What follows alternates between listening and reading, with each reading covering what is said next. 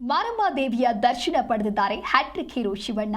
ಸಾಗರದ ಮಾರಮ್ಮ ದೇವಿಯ ದರ್ಶನವನ್ನ ಪಡೆದಿದ್ದಾರೆ ದಂಪತಿ.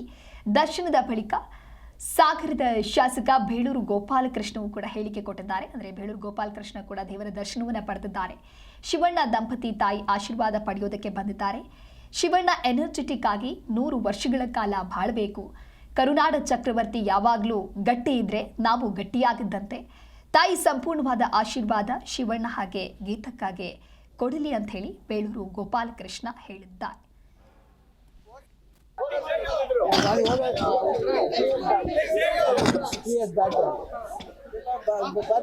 ಬಂದು ಬರೋದೇ ಒಂದು ಖುಷಿ ಆಗುತ್ತೆ.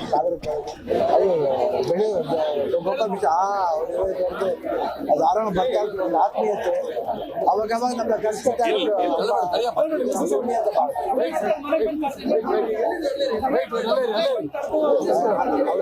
ಫೋನ್ ಹೇಳಿದ್ರೆ ಬರ್ತಿಲ್ಲ, ಬಟ್ ಆದ್ರೂ ಅವ್ರು ನಮ್ ನೋಡೋ ಪ್ರೀತಿ ಅವ್ರು ಆಸೆ ಜಾಸ್ತಿ ಬರ್ತಾ ಇದ್ರು.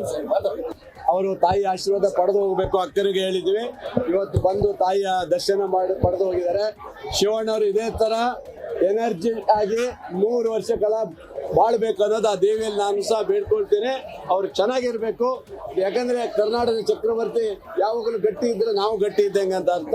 ಹಾಗಾಗಿ ತಾಯಿ ಸಂಪೂರ್ಣ ಆಶೀರ್ವಾದ ಶಿವಣ್ಣಗೆ ಗೀತಕ್ಕೆ ಕೊಡ್ಲಿ ಅಂತ ಹೇಳ್ತಾ ಬಹಳ ಖುಷಿ ಆಯ್ತು. ಇವತ್ತು ಕರೆದಾಗ ತಕ್ಷಣನೇ ಬರ್ತೀನಿ ಅಂತ ಹೇಳಿ. ಇದು ಒಟ್ಟು 9 ದಿವಸ ಜಾತ್ರೆ ಇದು. ಹಾಗಾಗಿ ಮೊನ್ನೆ ಸ್ಟಾರ್ಟಿಂಗ್ ಬಹಳ ಜನ ಬಂದಿದ್ರು.